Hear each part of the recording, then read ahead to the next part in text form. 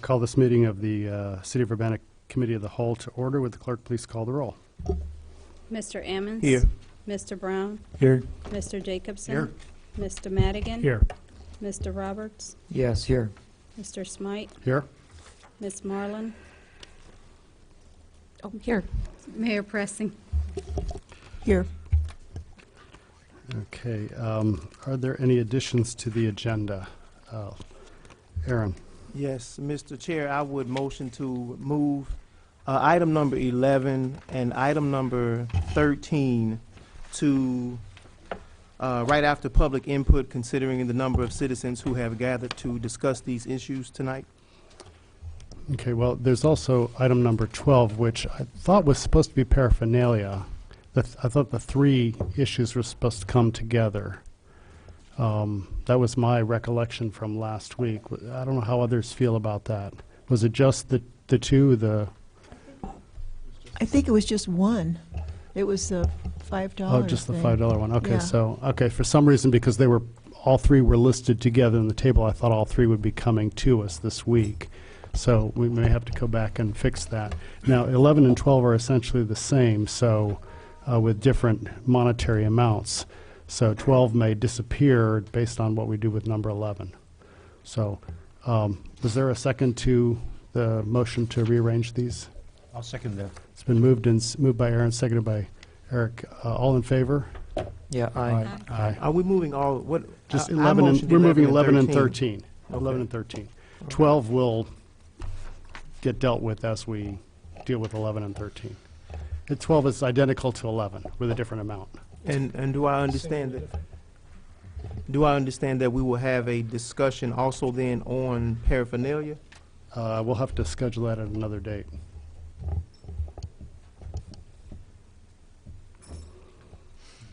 I don't think the discussion will be very long.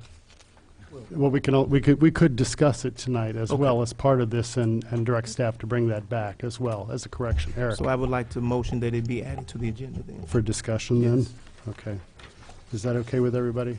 We'll just include that as discussion. Okay. Eric? Oh, I was going to say that it would be possible, might be possible, to simply amend 12 to go from possession to paraphernalia. Would that be too, That's what I was hoping we could do, but I'll let Jim think about that, and maybe by the time we get to it, he'll have figured out whether we can do that or not. How's that? I'd like to go ahead and just get started. Okay, with that, we have a staff report on multimodal corridor enhancement project. Bill Gray.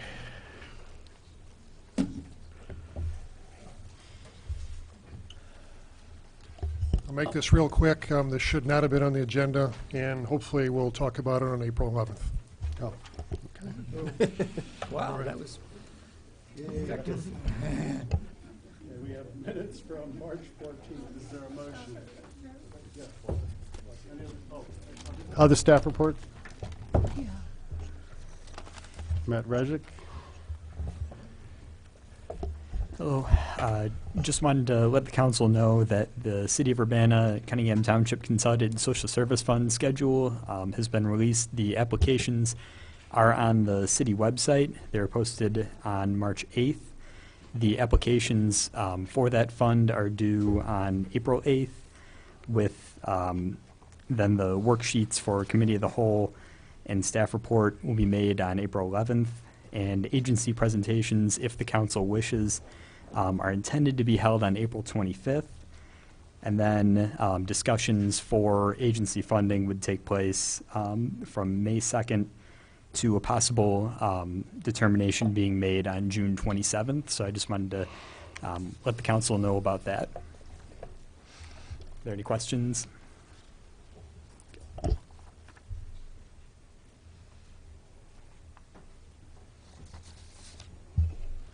Okay, any, Mayor? Yeah, I looked up to see what the legislature's doing on the marijuana, and there's a bill, Senate Bill 2228, that this is a compromise between the legislature and the governor, which is kind of unusual, I guess. But anyway, it amends the Cannabis Control Act, provides that the possession of 10 grams or less of cannabis is a civil law violation punishable by a minimum fine of $100 and a maximum fine of $200. And so that's less than what Urbana has. We have 30 grams. And so it does allow municipalities to impose their own fines, which I was worried that they were going to just lower it from 30 to 10, which we're happy with 30, but apparently that's not what's going to happen. So this is poised to be passed in the Senate and then go on to the House. There was an earlier bill that was passed, but it was vetoed by the governor, and this new bill is a compromise between the legislature and the governor. Anyone else? Anyone else? Okay. Next up, we have minutes from our previous meeting of March 14th, 2016. Is there a motion? So moved. Second. Moved by Aaron, seconded by Eric. Any corrections? Seeing none, all those in favor? Aye. Opposed? The minutes are approved. Next up is public input, and everything is related to the cannabis fines, so we'll just go into those following this one. From Bishop King James and Reverend Evelyn B. Underwood, don't wish to address the committee, but we're still concerned about the Dr. Ellis subdivision sewer problems. Okay, next up is our ordinances, our items 11 and 13, which ordinance number, item number 11 is ordinance 2016-325, an ordinance amending Urbana City Code, Chapter 1, Section 1-18, reducing minimum fine for possession of cannabis from $300 to $5. I have 3 people who wish to speak and 1 person who just wants to go on the record as in support, and that's Benjamin Stone. He's in support of lowering the marijuana fines, and he thinks the New Orleans fine system is ideal. He'd support as a maximum of 100. Okay, then we have Durrell Cruz.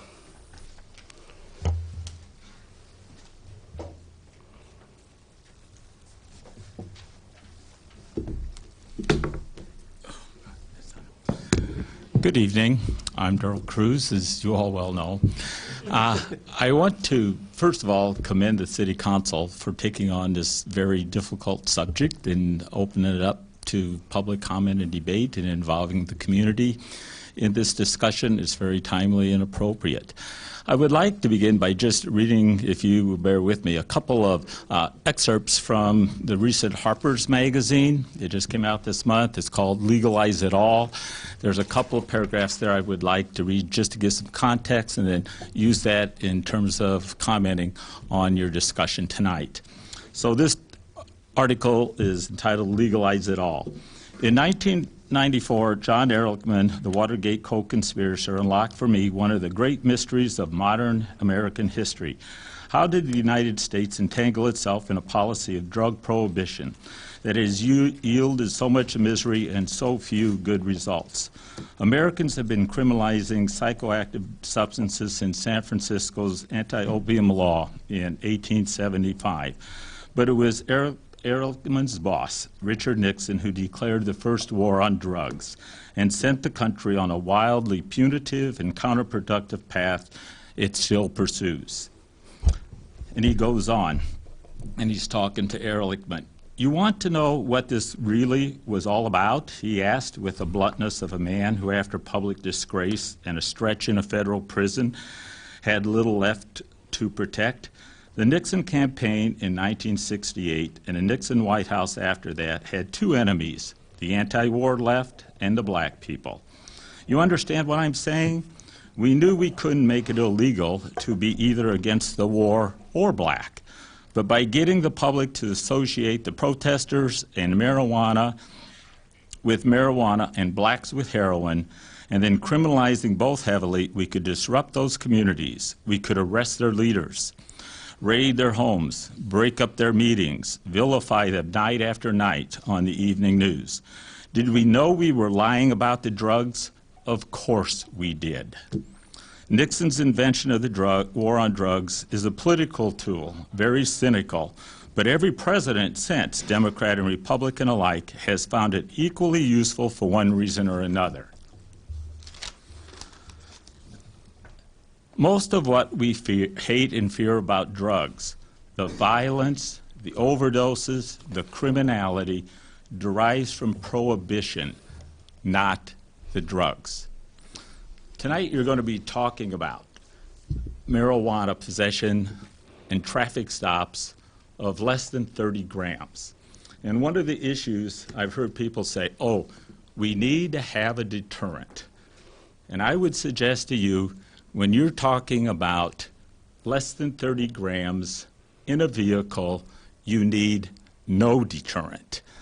You're not legalizing DUI under drugs. You're not dealing with people who were dealing in drugs and pushing them in the community. You're not talking about amounts over 29 grams or less than 29 grams in terms of changing anything with them. You're talking about a small amount of cannabis that literally has no societal effect in our community other than it has been criminalized, and for 40 years we've been pursuing this war on drugs. And when you start connecting the dots and seeing the impact, there's absolutely no reason at this point that makes rational sense in this discussion that we should be punitively punishing people for possession of marijuana on these sorts of levels. If you could give me a good reason, it's not going to be a deterrent, it produces no positive effect to the community, then why do we even do it? And I think it's time that we begin to look at it, and the reason I commend the City Council is that you are addressing it at this level to the degree that you were able. We can't change national policy, we can't change state policy, but you can affect this in a way at the local level that can begin to show that this is an issue that needs to be addressed.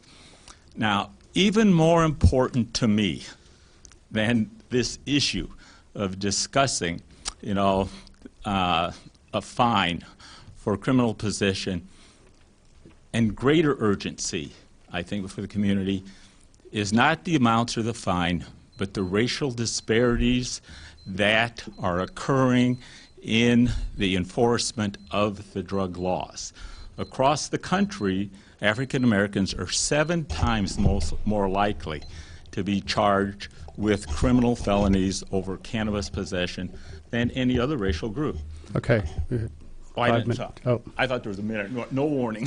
Okay. sorry. Yeah, can you wrap up 2 seconds here? Yeah, that was it. I was just going. Okay. So I was going just simply to suggest after you finish this discussion tonight, I hope in 2 weeks we can come back to the recommendations on the traffic stop data and begin to look once again at what the primary purpose of this Yeah, particular Darrell, deliberation is. we're gonna once a month, we're gonna, I know. I just we're gonna wanted monthly, to yep, reemphasize yep, to the yep. community that it will be back on the agenda in 2 weeks. Yes, sir. Okay, I know there's some people back here who want to, we got one space up here, and I don't know if we can have the doors open, but I guess those are the fire marshals in the back. So I guess everybody, there's one seat up here if anyone wants to sit. So I guess we've hit the room's maximum, right? Okay. Next up is Belden Fields.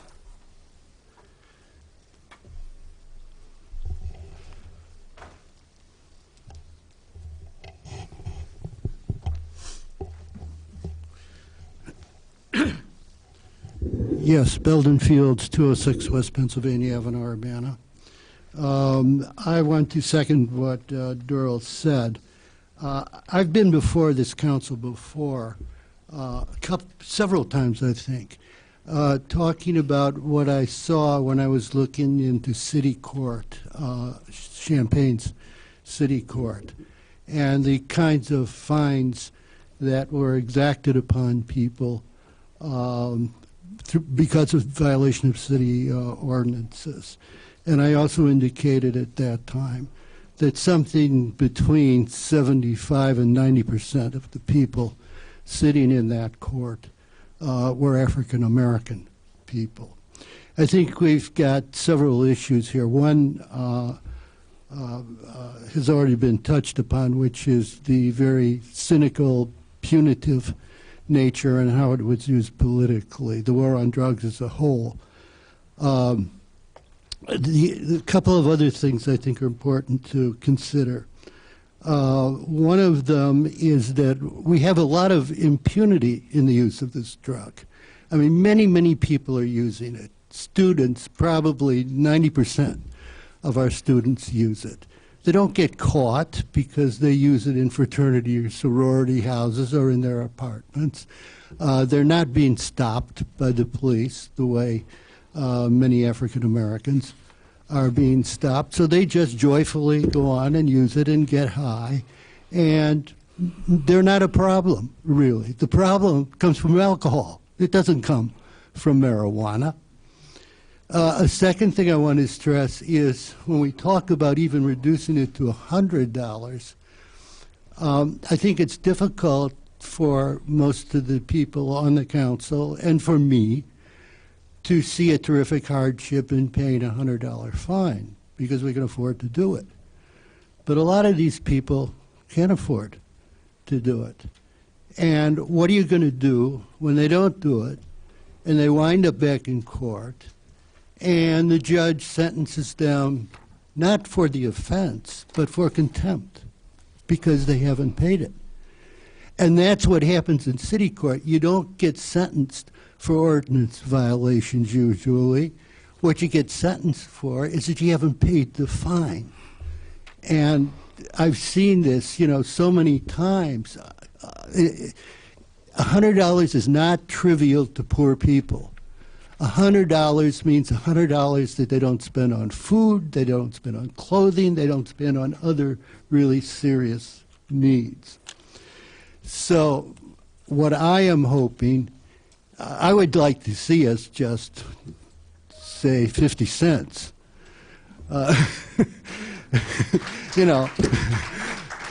Hell, why not? 50 cents.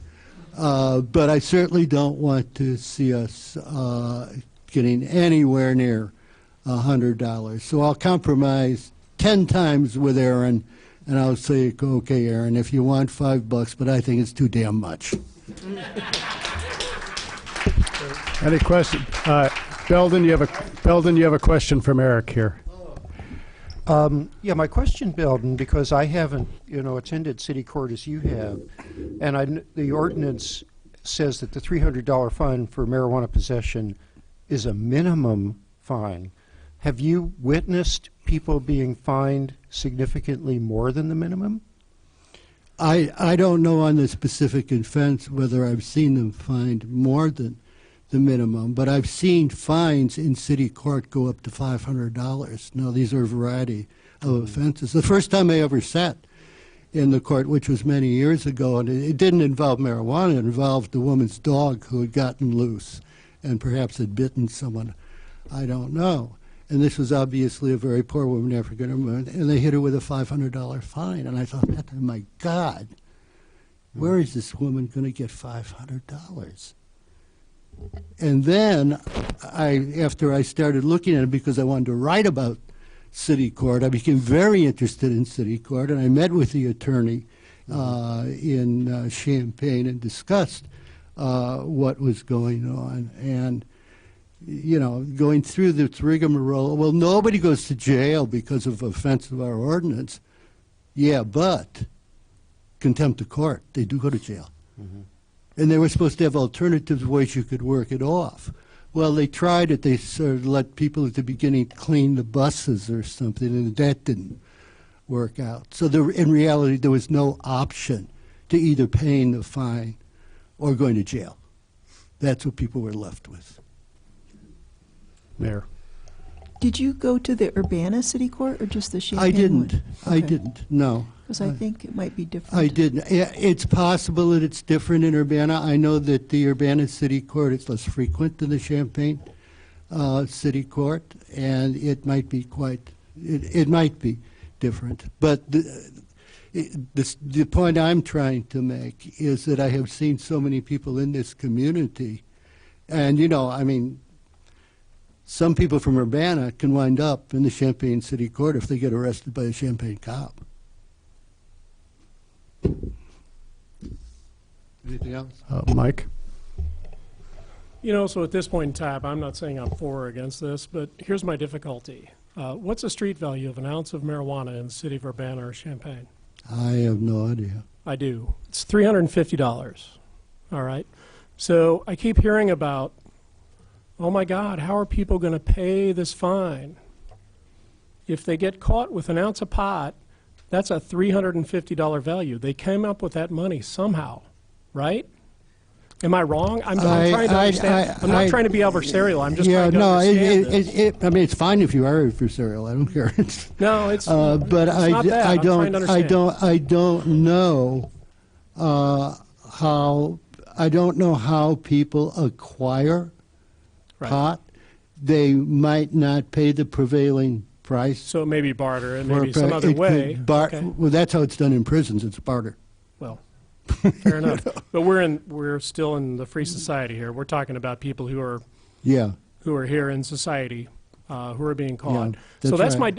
please understand my difficulty here. I'm fairly libertarian on this issue. Yeah. But the idea that people are somehow economically being deprived because of the fine is difficult for me, when the street value of the drug is as much or more than the amount of the fine. So somebody help me get over that difficulty. That's all I'm asking. No, I can't help you get over the difficulty, but the other thing I would like you to keep in mind, particularly since you are a libertarian, is that there is no societal harm. And it would seem to me that's a fundamental principle. I completely understand that, but what I'm Yeah. talking about here is we're talking about an inequitable fine. Right. So Right. that's my difficulty. All right. Yeah. It's not necessarily about whether the drug should be legalized or not. Frankly, I think that's a state issue. We, prior to my stint on the council, decided it should be the equivalent of a ticket. I don't have a problem with that. But the amount of the fine being, at this point, less than the street value of the ounce is, I want somebody to try to help me over that. Okay, but Okay. We'll take that up in our discussion then, questions and discussion here. Well, So- Charlie, I could and just then- resolve that real quick, okay? What you're getting is, according to probably Chief Connolly and some other folks, saying that that's the street value.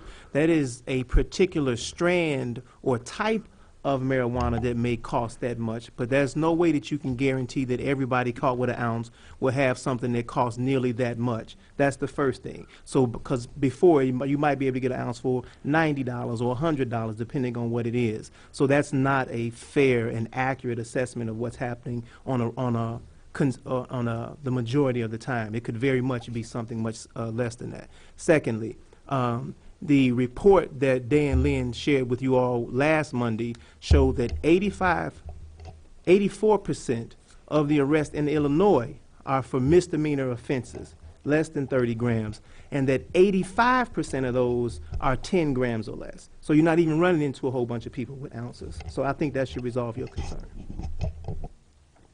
Okay, thanks, Belden. okay, thanks. Next up is David Sutton.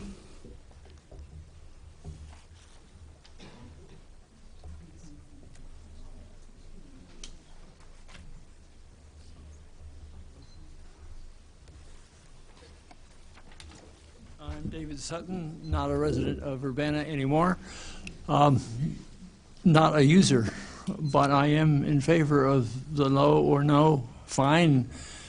I'd much rather that the effort went into getting the state to legalize it and tax it so it can be grown locally and the vendors go away.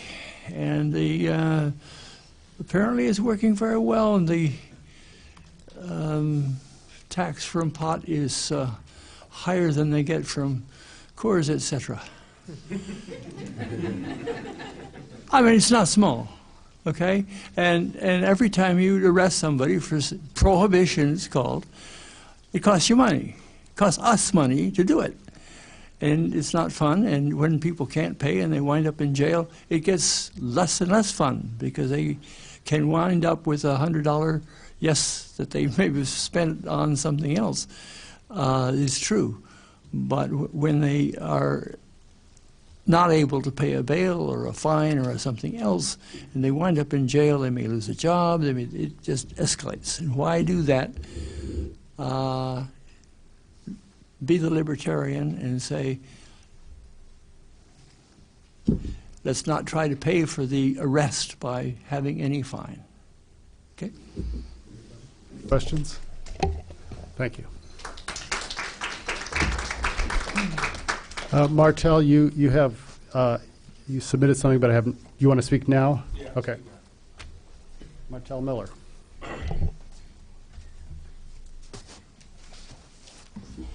How you doing, Urbana City Council?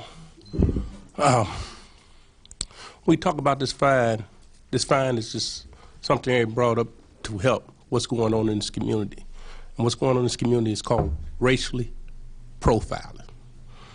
And when from racially profiling, they get these stops, find these small amounts of marijuana, and they charge this outrageous fine for it. And that's where it's come from. That's why this topic is up. I wish we would try to ban racism. Can we put an ordinance up here to ban racism in this city? You know, because the fine, it should be $5, 50 cents, but it's still going to be majority put on blacks. If you look at the FBI, who used the most drugs, it's an 18-year-old to a 35-year-old white male. Why them numbers ain't coming in here high? Is that what the FBI say here, the guys that use the marijuana? Why they ain't getting stopped at a higher level like young black men are? You know, that should be the question. Let's have a real discussion about why the racial task force was here. This is something they ain't put up to try to help the unfairness what goes on with police and blacks. When would y'all had a real discussion about racism, racial profiling, and what's happening to young black men, young black women, people of color by the police? And that's all I'm going to say. I don't even want to talk about it. I want to talk about the real subject. Thank you.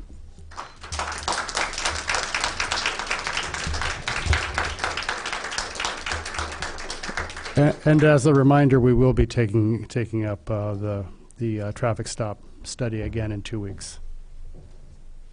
Next up is Dan Lin. We decided you wanted to speak after all.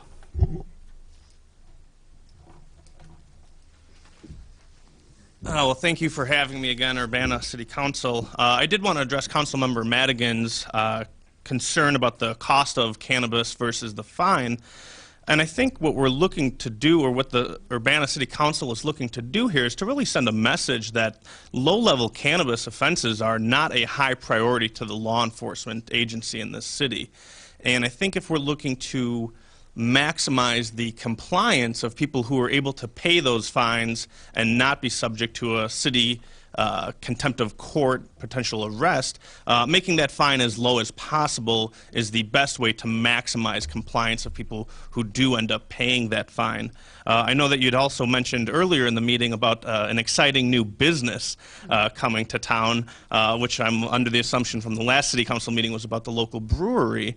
And if we look at the medical cannabis industry in Illinois right now, if we look at the legal recreational cannabis industry in other states, they're bringing lots of investment dollars to those states.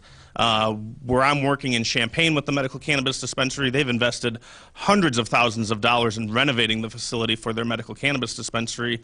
If we look at the medical cannabis industry as a whole in Illinois, they've invested $250 million in this state. I'm not sure how many jobs they've created, but it's a significant amount of jobs.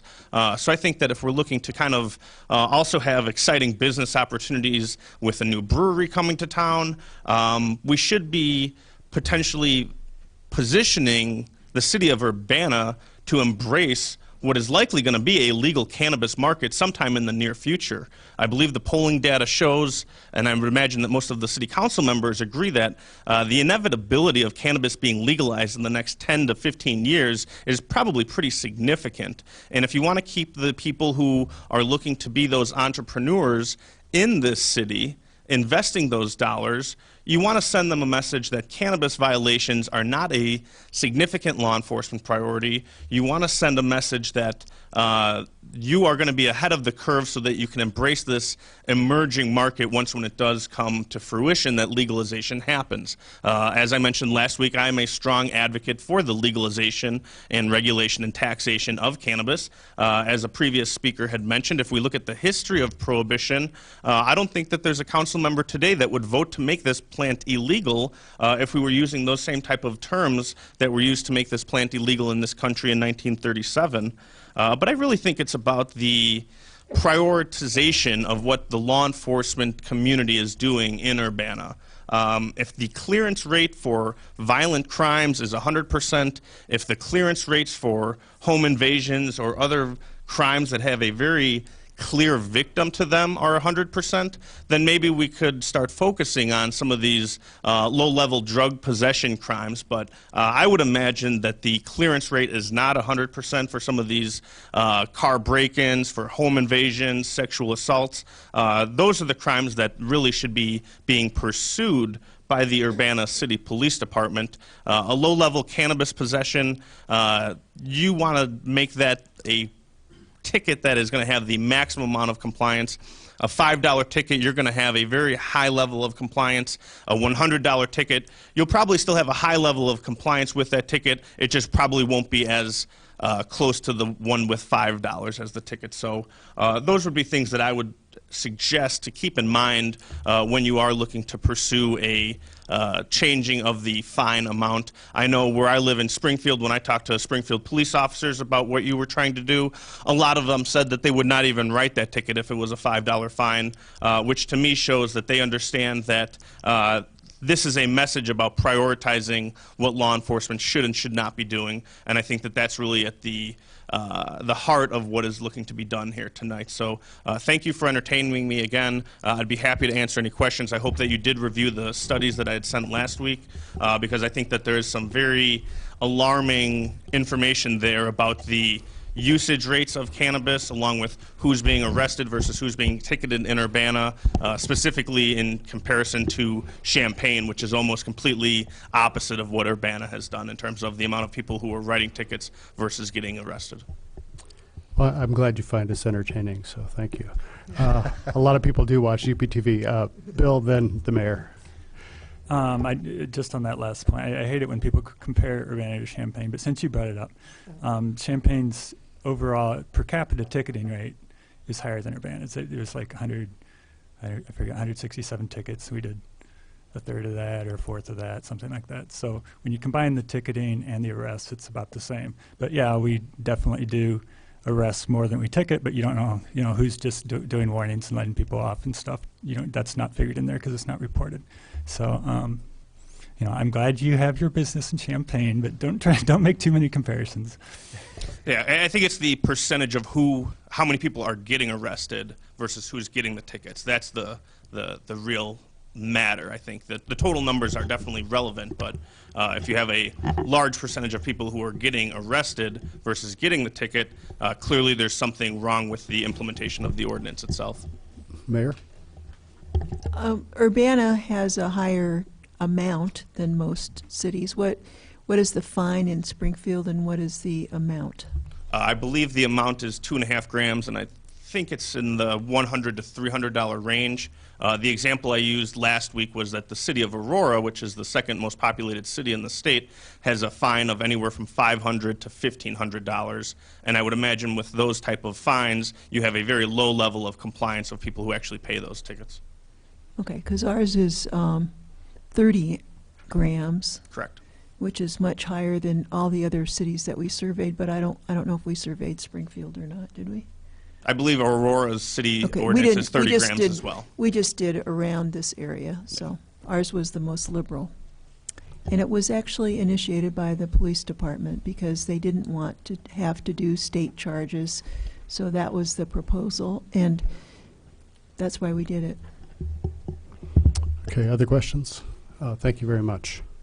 Thank you. Eric? Okay. Just a point of clarification, because people have been talking about grams and ounces. 30 grams is about 1 ounce. Okay, thank you. And then I got one more item here. Eldris Melinda Carr wanted to express her continued concerns about the Dr. Ellis subdivision sewer issue and historical impact. Charlie, I Aaron. had a constituent give me a letter they wanted to Oh, read okay. into the You want- public record. Okay. So it says, Dear Alderman Ammons, thank you for taking up such an important issue as the cannabis ordinance and the subsequent fee schedule. I am your constituent and want you to know that I support your efforts. Although I am not a proponent of smoking of any kind, I want to offer my reasons for supporting the reduction in the fee schedule. One, the fine is outrageous and doesn't reflect the will of the people. A report was done that said over 70% of U.S. citizens support the end of this kind of criminal penalties associated with cannabis use, and that the majority of people think it should be legalized for adult use. Secondly, this fee structure is a tax on poor and communities of color. And lastly, the government is set up to give and grow to the degree to which people become conscious. The people of Urbana overwhelmingly support this substantial reduction of this fee if total elimination is not possible. Therefore, the council's duty is to eliminate any law that cannot be equally applied, relieve the burden on poor and minority communities, and begin to pass more progressive policies for our city. Please reduce this as low as possible. There was a PS on the back. This fee reduction does nothing to address the racial discrimination in police stops in Urbana, and I hope you and your colleagues will demand an answer plus policy changes with the department to eliminate those disparities as well. If you have to get a new chief who will apply the law equally, that's what it says. Okay. Thank you. And I have one more here, Neil Parthen.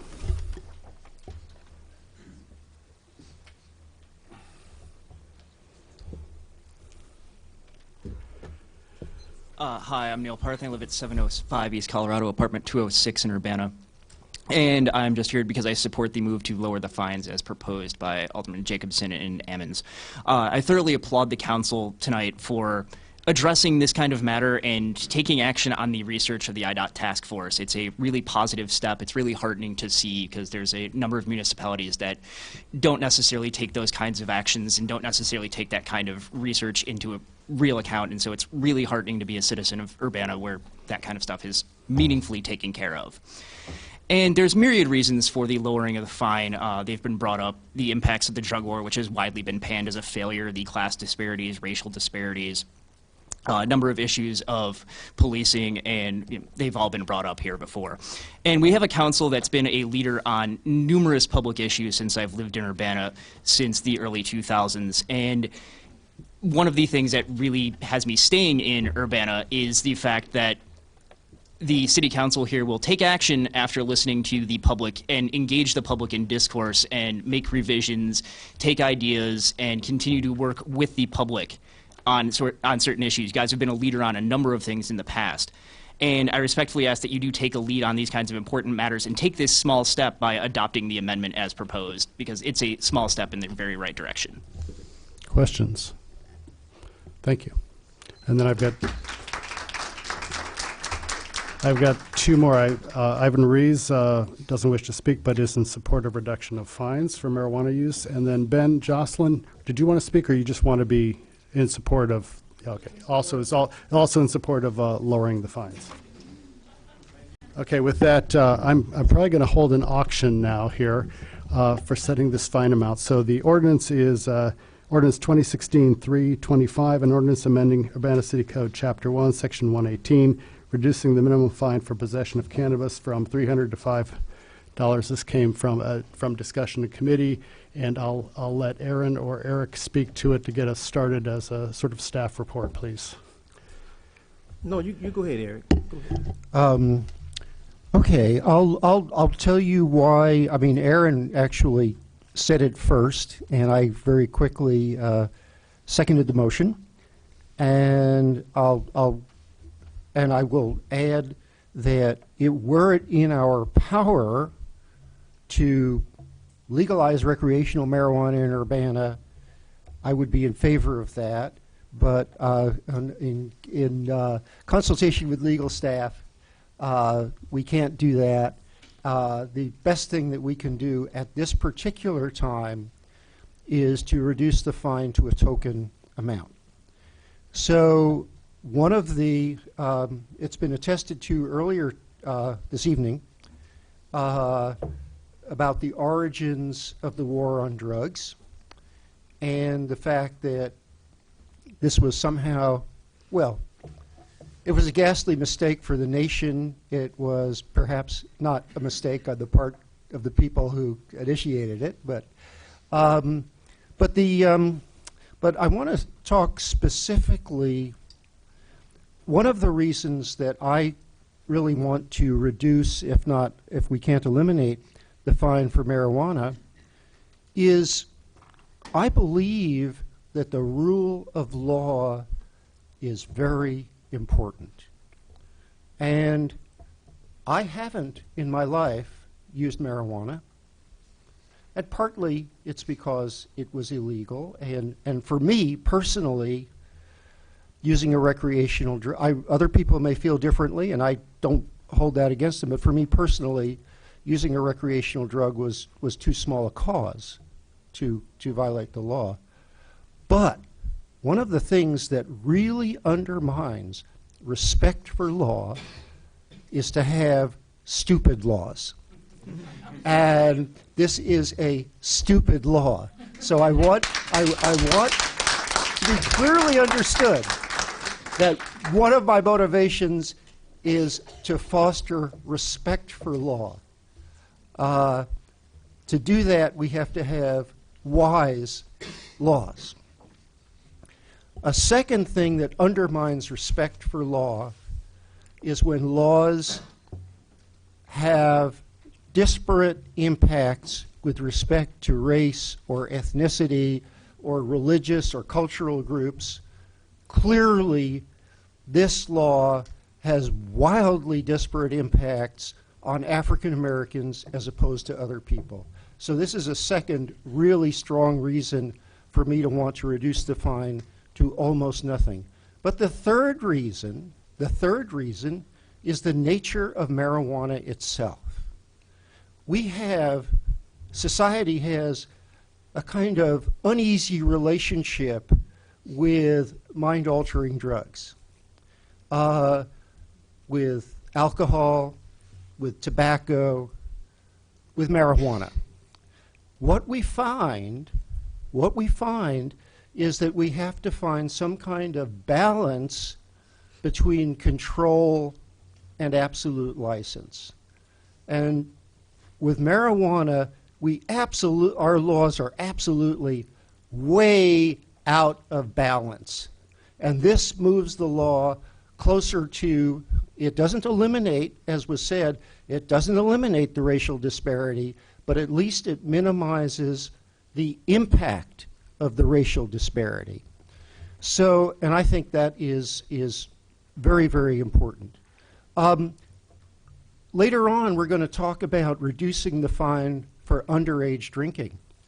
And I'll give you a preview. I'm not going to favor that because I have looked at the comparison between marijuana and alcohol. Drinking at an early age, statistically, is very highly correlated with moving on to heavier drugs. Marijuana usage is not. Marijuana is not the gateway drug, alcohol is. Underage drinking by young people, leads to tremendous carnage on the highways. Marijuana, almost not at all. Alcohol is involved with numerous sexual assaults, either by reducing the inhibition of the perpetrator or reducing the ability of the victim to resist. Marijuana is not. So these are two totally different things, and we need to treat them completely differently. So I don't think we should, in a casual way, try to equate them. So I will totally support minimizing as much as possible. $5 I think is fine, and if anybody can't pay the $5, they should call me.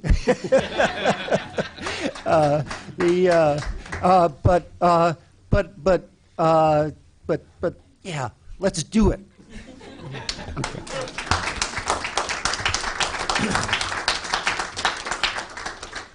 So, Yeah. thank you, Charlie. I want to sincerely thank all of the citizens who served on the Urbana Traffic Stop Task Force. You gave your time and expertise for over a year, and for that I and the citizens of Urbana are truly grateful. Your request for a moratorium on cannabis tickets was not accepted by the council. However, as you can see from the proposed ordinance change, some of us took your recommendation very seriously. So again, I thank you for your service, and please keep watching as we tackle the next aspect of what your service helped to affirm and uncover. I have been asked many times, why did I suggest a $5 minimum fine for a violation of this ordinance? And the answer is simple. My years of experience around drug policy reform, hearing from thousands of people around the country and hundreds of people right here in Champaign County, assures me that the majority of the citizens support the medicalization, decriminalization, or the outright legalization of cannabis. So it doesn't make sense to fine and arrest our citizens for doing something that the majority of us think should be legal anyway. Remember that Illinois has already legalized through its medical marijuana laws. Medicalization is a form of legalization. Arresting someone for possessing less than 30 grams of cannabis can lead to job loss, which can lead to homelessness, stress, and then a need to make ends meet when employment is lost. So a clear understanding of the economic burden that the $300 fine was having on the poor led me to see how we were creating a public safety issue. Therefore, it was an easy decision for me to propose a fine of $5. There's a dire need for us to look at this failed war on drugs through a different lens.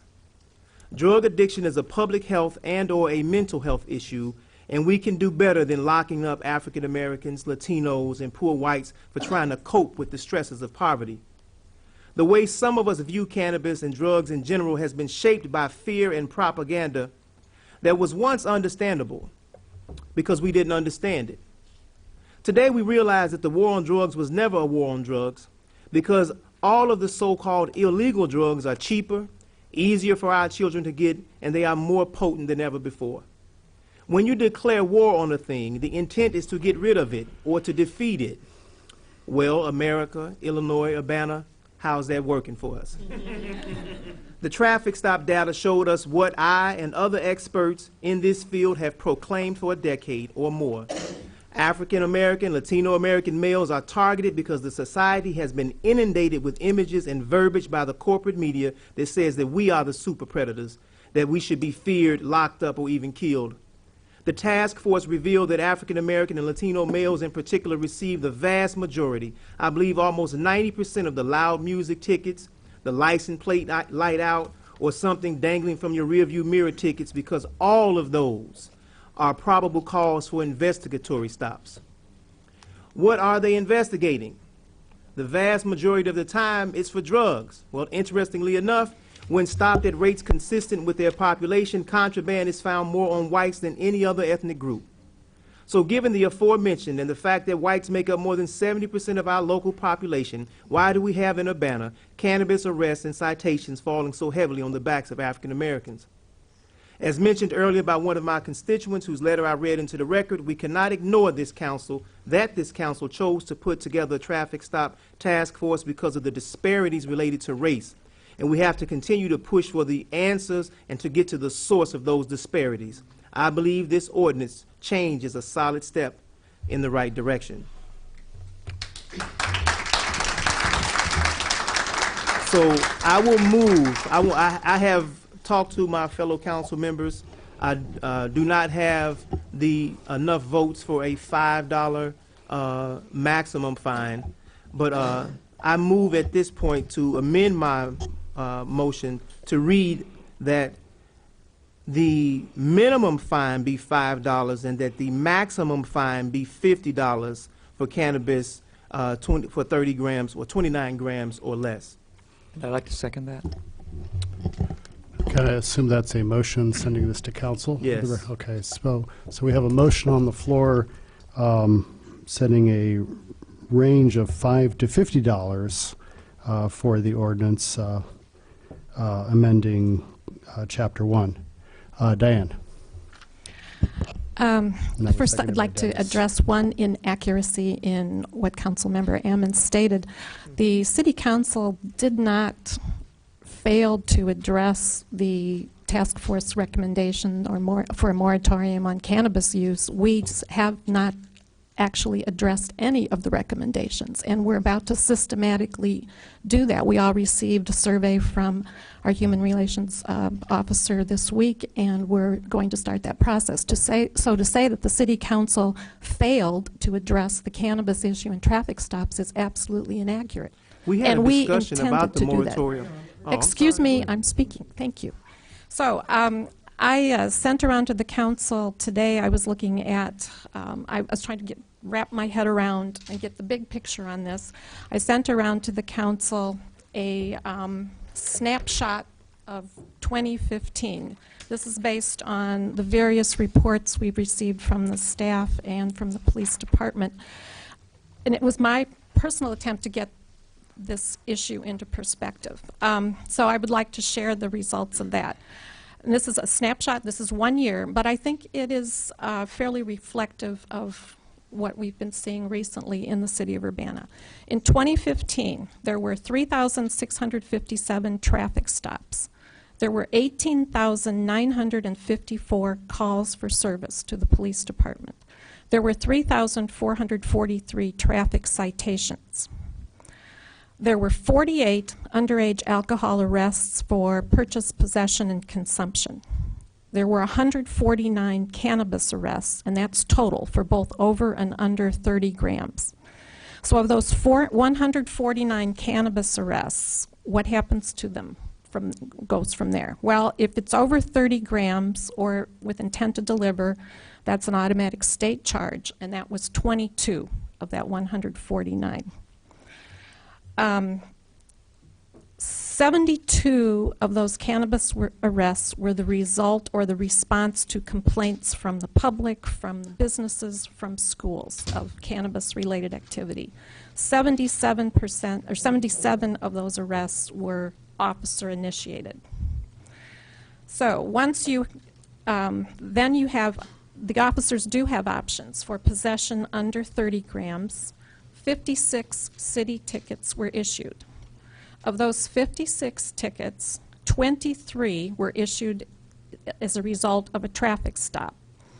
13 African Americans, 10 whites received those tickets.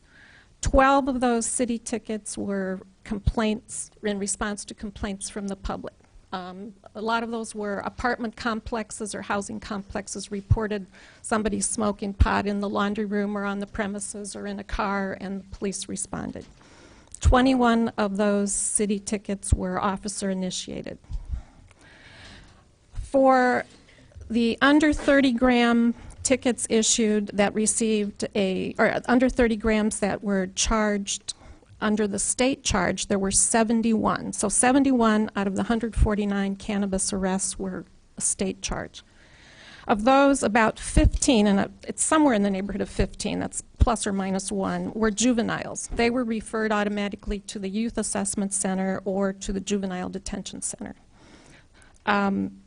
18 were charged with possession, and there were no other serious offenses charged with it. So 4 of those were in response to complaints. Again, people calling in saying, somebody's smoking pot on my property, somebody's at the school doing this.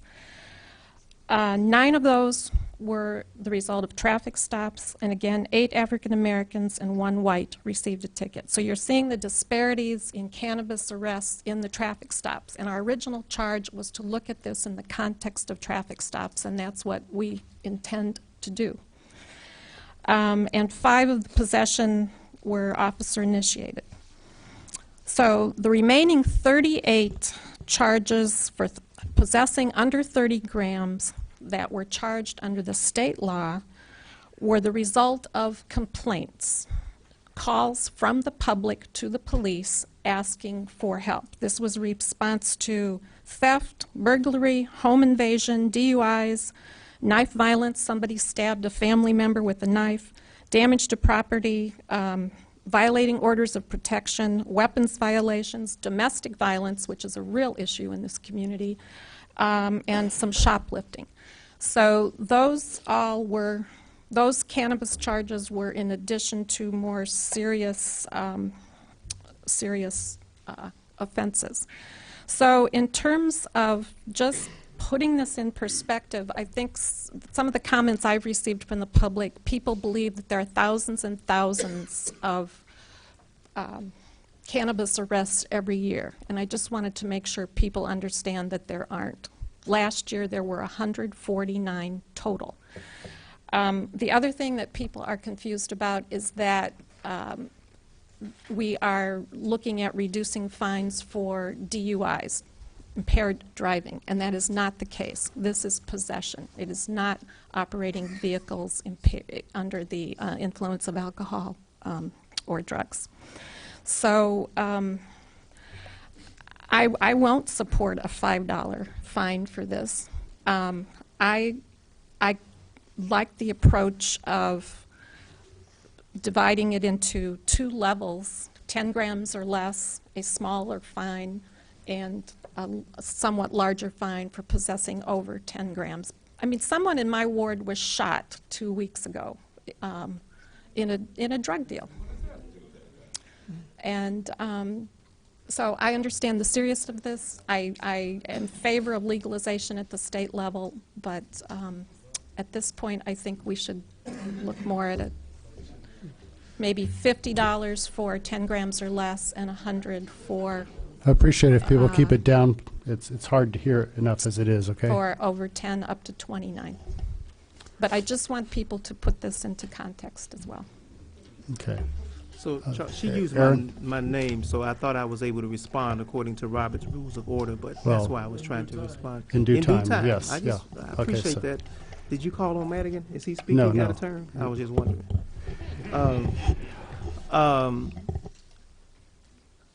We did have a discussion. I asked Chief Contley pretty frankly, as he was sitting at that table, about a moratorium, and I was told very clearly that he did not support that, and I was told by other council members that they did not support a moratorium. So we have had that discussion. That was the direct recommendation from the task force, and that is not something that we, from what I saw, we had any support to address at all, was a moratorium. I'm not done yet. So I do think it's important to understand that that conversation did take place. So I was specifically speaking to the efforts that that task force put forth. Secondly, to suggest that individuals are somehow confused about something actually lends me to think that you might be confused. Because what was offered here tonight was that we're trying to address the fact that the community, that the society is saying that this is not something that is a public safety issue, and that we should send a message in relationship to that agrees with that or similar to that, and not put a fee or a fine on someone that suggests that we think it is something that should be illegal. So the message that's trying to be sent is that this is not a top priority for us, and to bring these stats in here to show that, you know, you want to mention heroin, theft, burglary, home invasion, but you're not getting any specifics involved with that. That's just a way to heighten people's sensitivity, or to think that there was somehow some major marijuana bust there, or there was some major heroin there, or that somebody was killed during that process. And if you're not going to actually show exactly what happened in those situations, then I think it's misleading for you to bring that information and try to tie it to marijuana possession. So again, at this point, we don't have to go through a whole bunch of debate about this. The motion has been made. I would like to call a question. I think other people are entitled to speak here. Oh, okay. So, Mayor? We all took an oath to uphold the laws of the state of Illinois.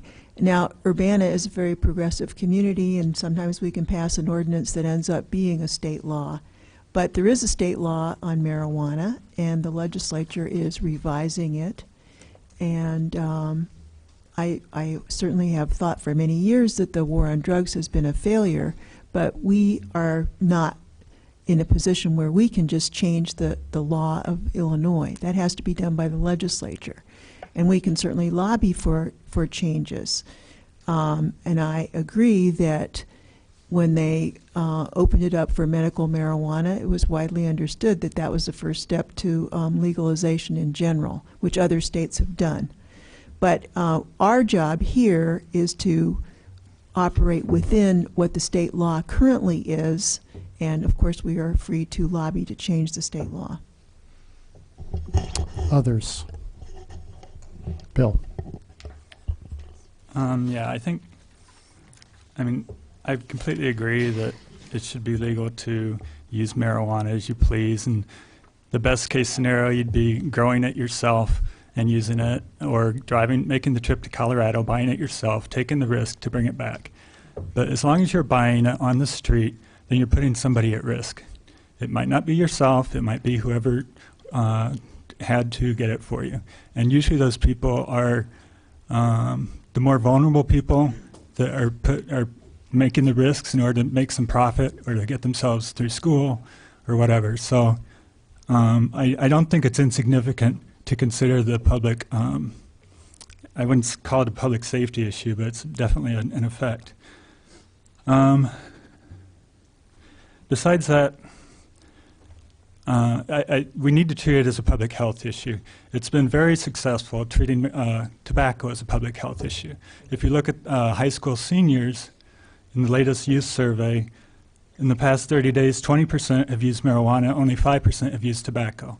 So we've successfully combated the use of, when I was in school, in high school, I'd say half the people smoked in the past 30 days. That was a long time ago, but I think it's come down dramatically since then. I think education is the way to accomplish that. So for me, it's those two. It's the supply problem, and then the other problem is that if we make the fine too low, then more people are going to end up with a misdemeanor. More people are going to be charged with actual crime and have to go to our county court rather than just come to the ticket window up here and pay their fine. I'd rather see them come up here to the ticket window. I'd rather see 10 people come up here to the ticket window and pay a fine than see one more person caught in the ridiculous turmoil of the county court system, or in the drug court system where you have to report weekly for a year or you get violated. So there's a lot of real impact to what we do. So I don't think, as much as I would like to make it $5 and make it easy on everybody, I think there are real impacts that we need to consider. So I won't support the 5 to 50. I don't know how 5 to 50 would work. I asked last time, if we could do a range because the police don't set the range. So if it was 5 to 50, presumably they'd have to go to city court. That would involve court charges. We want to avoid that. We want them to just go up to the window and pay a fine. So I won't support that. I would support $100.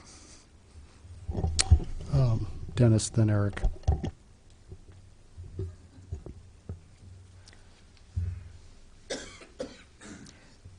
Yes, I have to agree that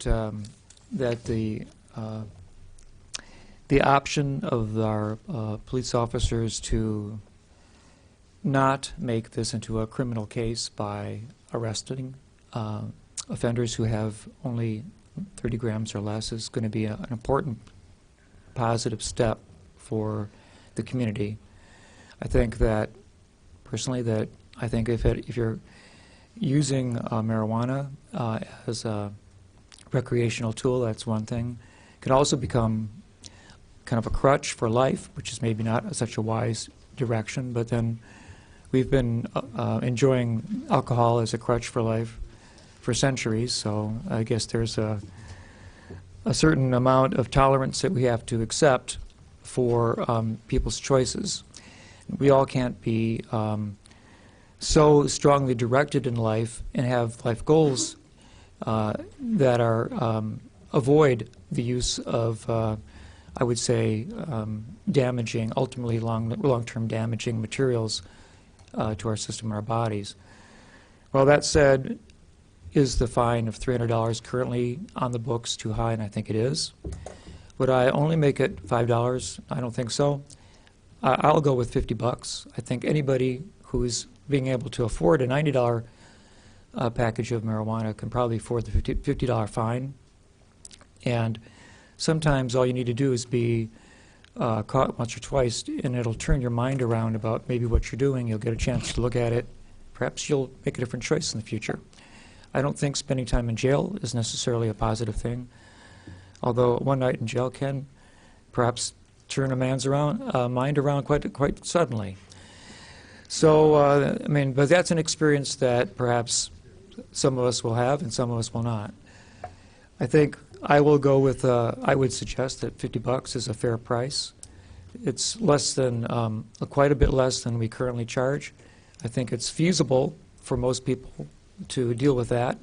It still feels like allows people to realize that there's something to have to be considering.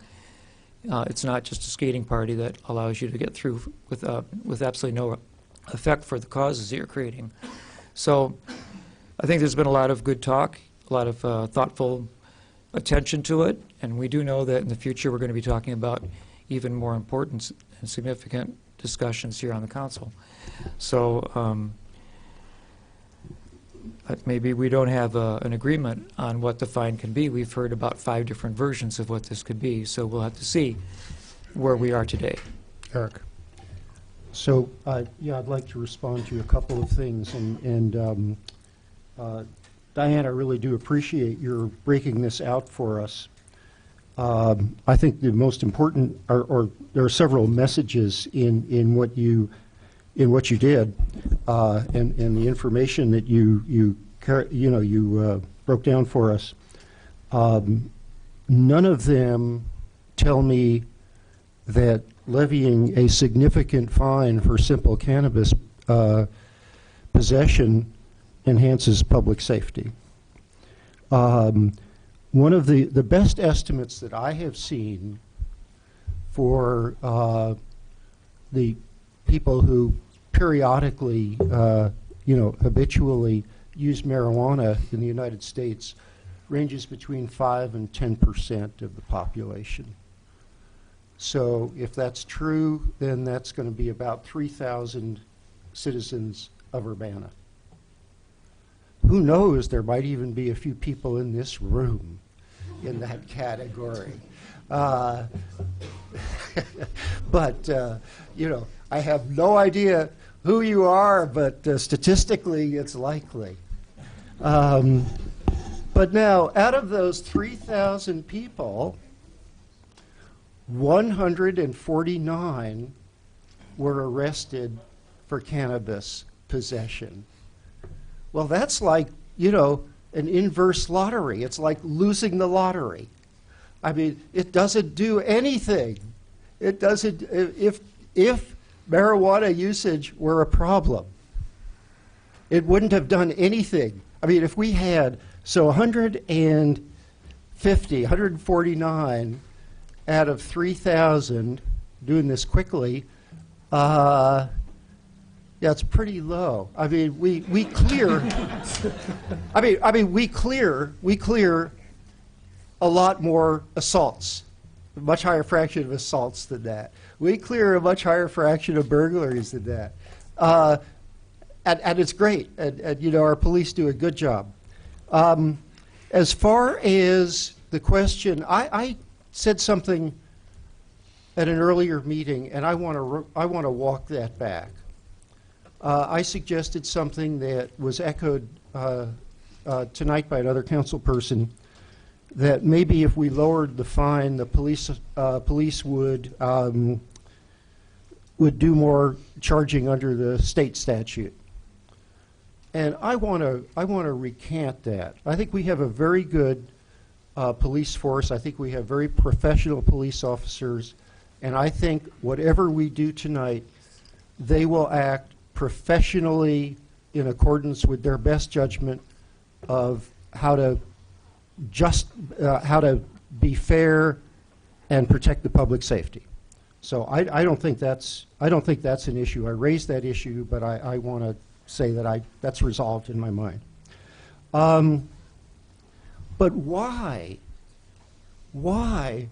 are we quibbling about $50 and $5? I mean, we said $5 because it's a token. And yes, it's certainly true that it's such a small number of arrests that it doesn't really have a big impact on the public safety. But it has a big impact on the black driver, the young black man who was driving, the young black man who was a pedestrian, who knows that but for the color of his skin, he would almost certainly not have gotten stopped, not have gotten cited, not have to pay the $300. My wife and I raised 3 sons. One by birth, looks just like us, a young man from Korea, an African-American son. And, you know, all great. But they'd get together, you know, after they had reached young adulthood and compare notes. Jake would talk about, you know, being stopped while driving while black. There was no question. There was no question that in all the institutions of society, our African-American son was treated differently from our Asian son and our white son. And that is, the numbers may be small, but the fact of it is unconscionable. And this is why I think that this should be a, you know, major reason why I think this should be a token. It should not be a real fine. I had a question for Jim. It's a question, a legal question. Aaron has a question for Jim. Since the language says reducing minimum fine, is it a simple change from council to say a maximum fine of $50? I suspect that that would be counterproductive to what you hope to achieve. Because if you set a maximum fine, it may create settlement problems.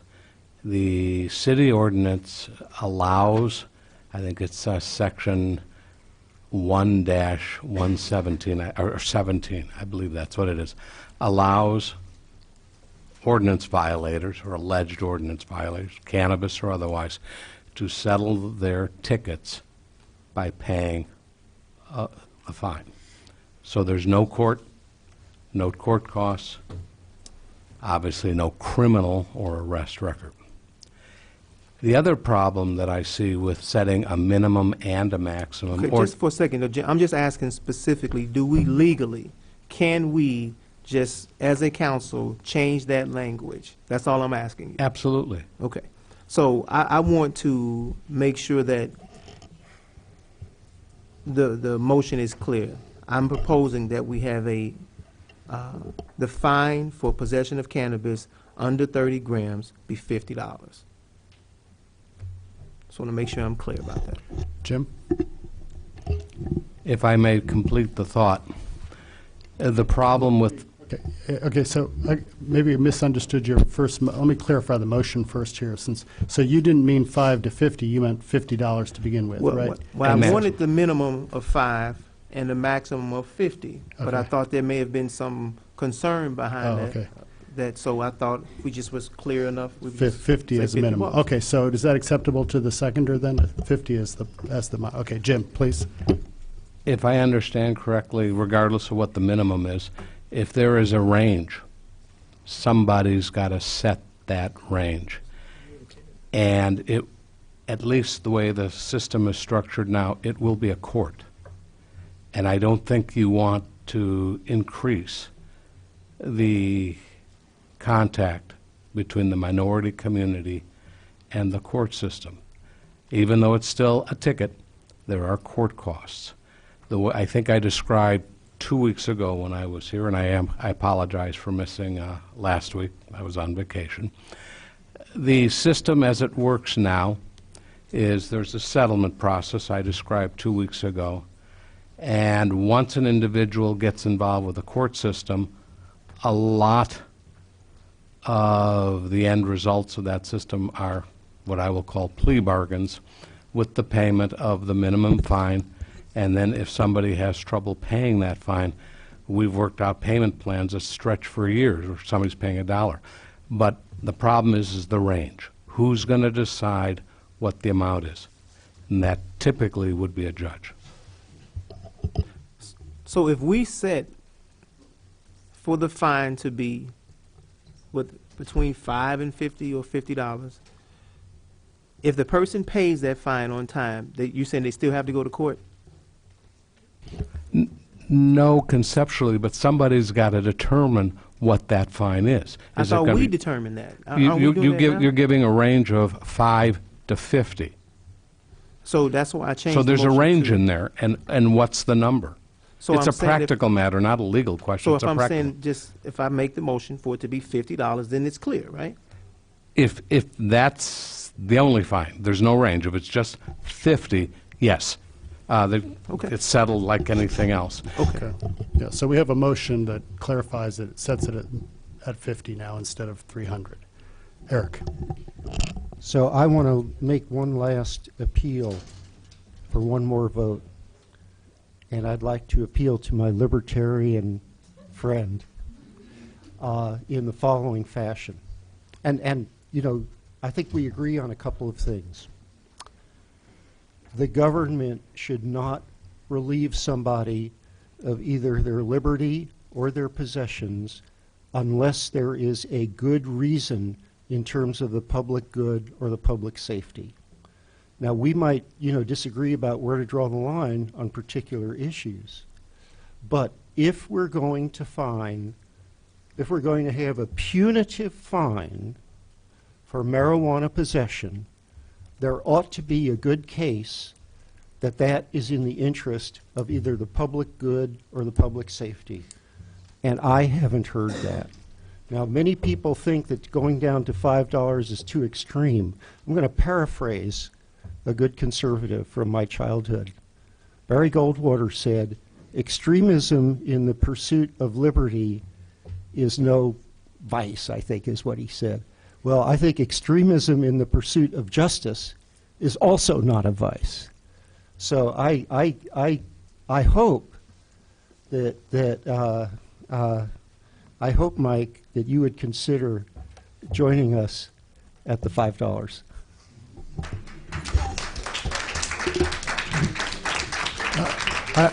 I told you that I thought I'd be running an auction here tonight, so do I hear 5? Do I hear 10? Mike, do you want to address Eric? Sure. So in response, I would just say, there's been a lot of discussion about this on the state level this year. And in fact, my representative, the better half of the Ammons family,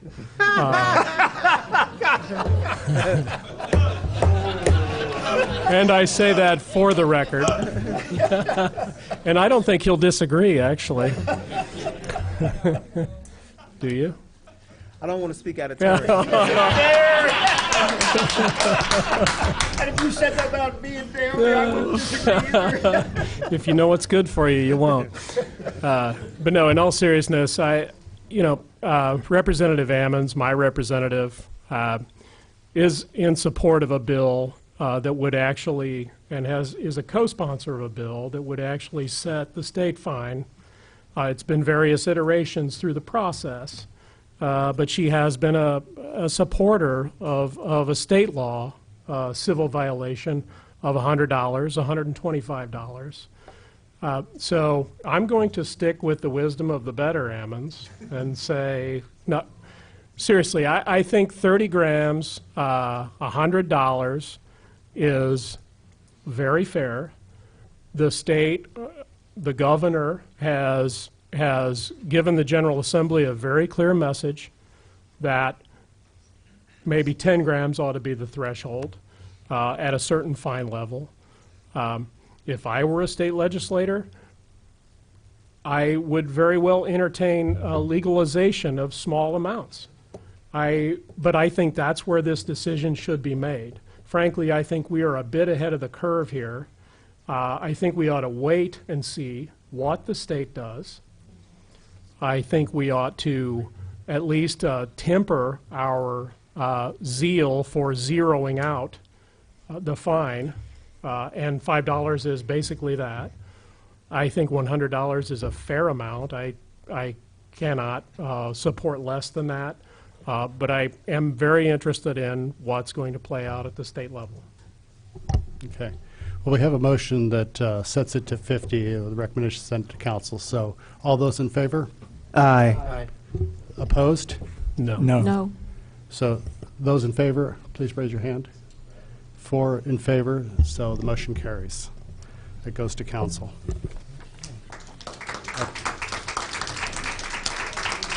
Okay, the next item then is ordinance 2016-327, an ordinance amending Urbana City Code Chapter 1, Section 118, reducing the minimum fine for alcohol liquor purchase, consumption, or acceptance of gift by minors and misrepresentation of age from $300 to $100. Mayor?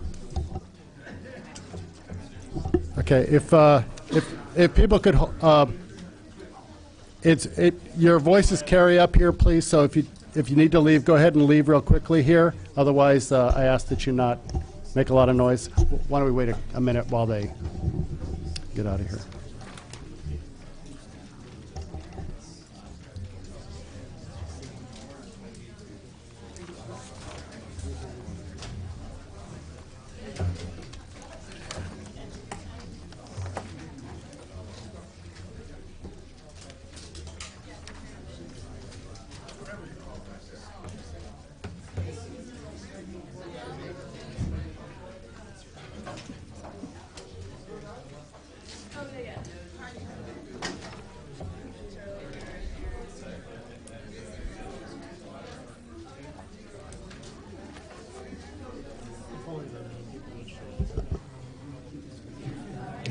Budget.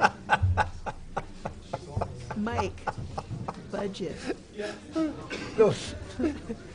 No wonder candidates talk about everything except the issues. Issues can be complicated. Okay, so let's go ahead and get started. Okay, Mayor? Okay, we were looking at the fines, trying to be, making similar offenses be similar fines, and the other one that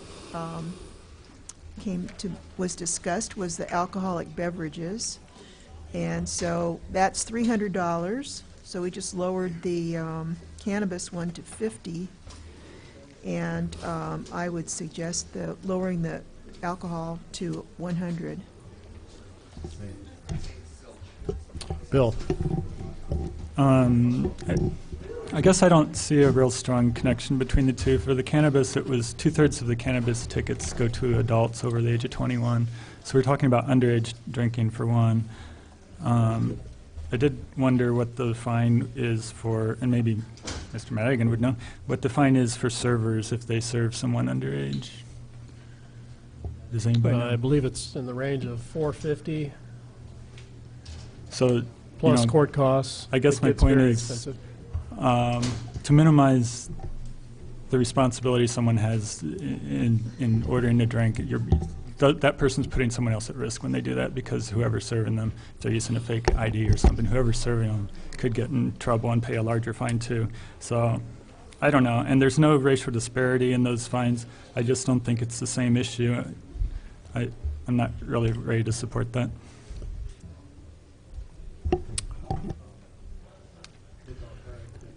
Yeah, I also will oppose this motion for some of the same reasons that Mr. Brown has. I talked a little bit about the comparison between alcohol and marijuana.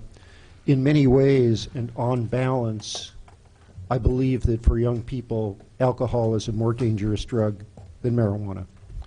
And and that's not a feeling or an instinct. I mean, that's based on everything that I can read about the subject.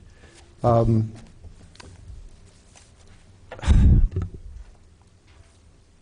pausing. My family, we have in my family, not my generation, but previous generation, history of alcohol abuse in the family. Many people have it, few people really want to talk about it, certainly not in public. But maybe this is a point to do that. I think that it may be appropriate for us to look at our policies with respect to deterring underage alcohol use, and if there is more that we can do to do that, or different things that we can do. One of the things that I have read that seems, it's difficult but seems to work, is for people who are apprehended for underage drinking to have to perform community service, especially related to alcohol abuse or drug abuse. If that were possible, and most, I think the consensus on that is that that's a hard thing to do in the community. It's a hard thing to organize effectively, but that it's effective when it's done. So I want to take, I think we shouldn't frivolously, by a facile comparison to marijuana, change our alcohol policy for underage drinking. But I think it might be appropriate to look at realistic ways that we can deter underage drinking. Okay, Diane, then Mike. Bill and Eric have pretty much covered my thoughts on this issue. That's 3 no's. Michael? Well, yeah, I won't support this either, but I did have a conversation. I just want to make sure that everyone understands that in my conversation with the mayor, when she was asking me my feelings on the cannabis issue, the conversation did turn to, well, what's the equivalency? What is the fine level for possession of alcohol? But I didn't intend to mislead. I am supportive of some kind of at least discussion about the equivalency of the fines for possession, but I would not include underage in that. I mean, my opinion, my position is here, or my understanding is here, we're talking about possession of marijuana. I suppose that since there is no legal limit, age limit, that's everyone, but of course with alcohol we do have an age limit.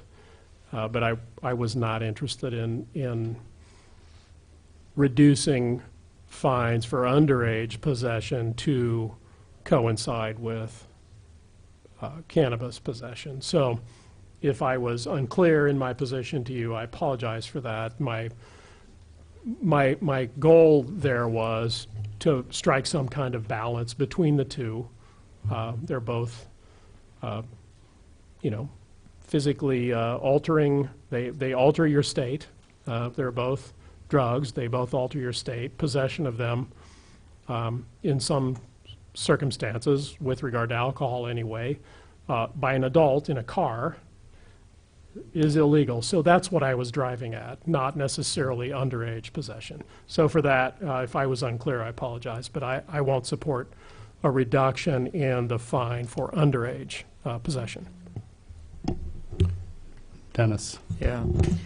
So it was a thoughtful idea, perhaps, and I appreciate the mayor's trying to achieve a kind of a balance between the experiences of being stopped and having to face the consequences of your actions for younger people and small amounts of cannabis.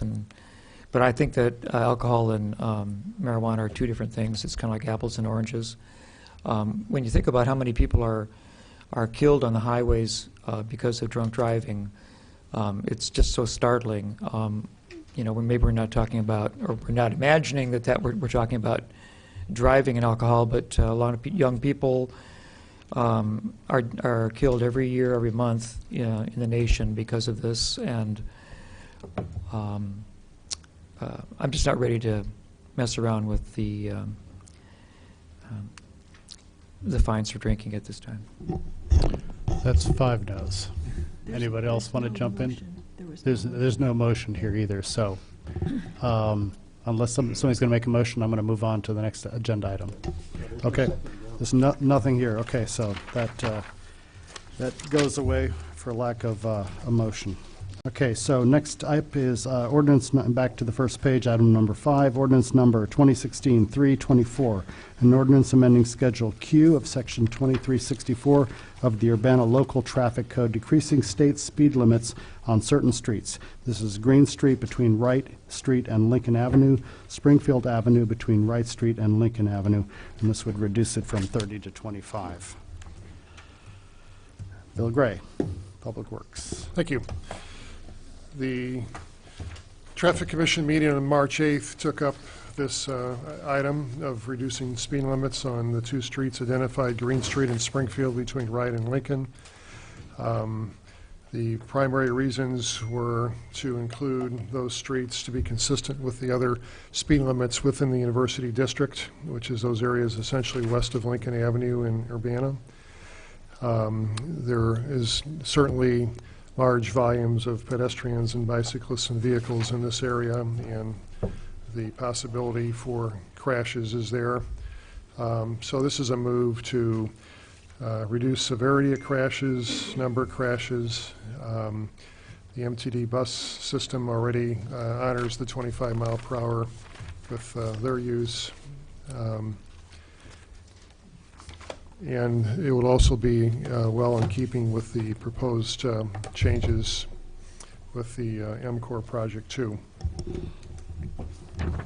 So there's a motion, there's an ordinance attached that would recommend these changes. Yeah, I'll make a motion. Did you have a question? Diane has a question first.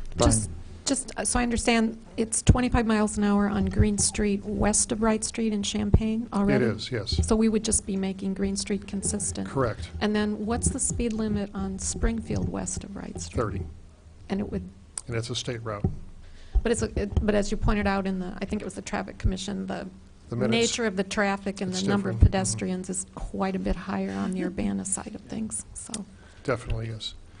And Springfield, east of Wright, we have two major crossings, particularly for the engineering quad and by the Uni High School area. Right. And certainly other cross streets too. And then Goodwin, well, that's all Urbana, so that's currently 30, okay. Did you say Goodwin? Goodwin. Is It's that- 25 mile per hour currently. Oh, currently not, okay. Yes. Okay, So Dennis. it makes it all 25, in other words? That is correct. Okay. Yes. Yeah, Dennis. Yeah, so I'm being a person who's driven back and forth on Springfield for years, and one can almost never go faster than 15 or 20 miles an hour in that stretch on Springfield, West Springfield. That's our side of the school, the dividing line between the towns. You're not going to be hurting anybody's ability to get across town by dropping at 5 miles an hour.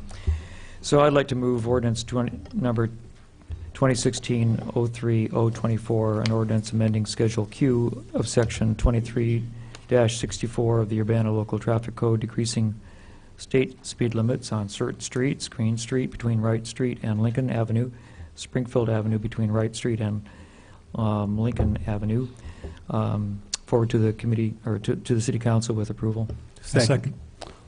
Moved by Dennis, and who had the second? I heard three of them. Mike? Or Bill? Bill. Anybody but. Okay, Bill, okay. Eric? Well, this is probably overkill. It looks as though this is going to pass, but I want to state for the record, strongly in favor. I've lived here long enough actually to have seen, I've actually seen two cyclists hit in the area that we're talking about. Now, this was some years ago, but I've been unlucky enough to have actually witnessed that. And you know, and I think most people now, with the well-marked pedestrian crossings, are driving under the limit that you're proposing. But I think it's a very, very good idea to formalize it. Any others? Bill? Sure. I'll just add my experience that I've been right hooked and hit on a bicycle at 25 miles per hour, and I walked away from it with a bruise. But I'm glad it was 25 miles per hour, not 30, 35. Yeah, there is a reason for 25 versus 30, and it is your survivability. Believe it or not, it's an exponential growth. So yeah. Any further discussion, Mike? Yeah, we all saw you on TV, so we know. Looking good, by the way. Oh, good. I talked about it on Channel 3 yesterday. Yeah. Good. Extremist. All those in favor? Aye. Opposed? This goes to council with recommendation for approval. Thank you, Bill. Okay, and I forgot, I left one item out. We were going to discuss paraphernalia. Do you want to take that up now or later, Aaron? Let's do it later. Okay. Resolution, okay, item number 6, resolution number 2016-317R, a resolution approving an emergency solutions grant program subrecipient agreement with Champaign County Regional Planning Commission for the fiscal year 2015-16. Matt. Hi. So this emergency solutions grant subrecipient agreement would extend $12,396 in ESG funds to the Champaign County Regional Planning Commission, and that would help them to fund their centralized intake program. And ESG is a federal program that is used to pass funds through the state to then local agencies that serve specifically homeless households, families, and individuals. And the city is in charge of managing the contracts that distribute less than $25,000 to various local agencies. And currently, the Grants Management Division manages 3 such contracts, one with Community Elements, Crisis Nursery, and Salvation Army. The centralized intake program that this funding would help to enable would change how homelessness services are organized in Champaign County by creating a single point of intake at Champaign County Regional Planning Commission for homeless families and individuals. And from that point, they would then work with the case manager and be directed to more appropriate facilities and to housing opportunities that might be available. The funds would be used to pay staff salaries for an intake manager, a case manager who would work at RPC. The funds are currently unallocated ESG funds. They have been set aside when funding was originally allocated to be used for direct street outreach, and it was determined by the Champaign County Continuum of Care and city staff that this was an appropriate use of those funds. At its March 22nd meeting, the Community Development Commission recommended approval of this resolution, and staff concurs with that recommendation. I would like to point out that Lisa Benson from the Champaign County Regional Planning Commission is here and would be able to answer questions if you have any. Questions? Actually, I have a couple, and maybe Lisa, between you, can answer it. I'm wondering how this makes things more efficient, and also how it will actually work. You know, given that RPC is sort of at one end of town, how, you know, it's not exactly a central location. So if you could explain how this is going to work, I'd appreciate it. Sure. Is this on? Yeah. Okay, thank you. Hi, I'm Lisa Benson. Matt did talk about this. It will be a centralized intake. We will actually not hold the services at the Brookins Administration Service Center. It will actually be located most likely at the Emergency Family Shelter when that opens, which is near the Don Moyers Boys and Girls Club. Until that opens, we will actually have a phone that will man that initially. We're working out the details right now with the Continuum of Care and the Executive Committee to identify walk-in hours versus scheduled times and work out the manual and procedures related to this.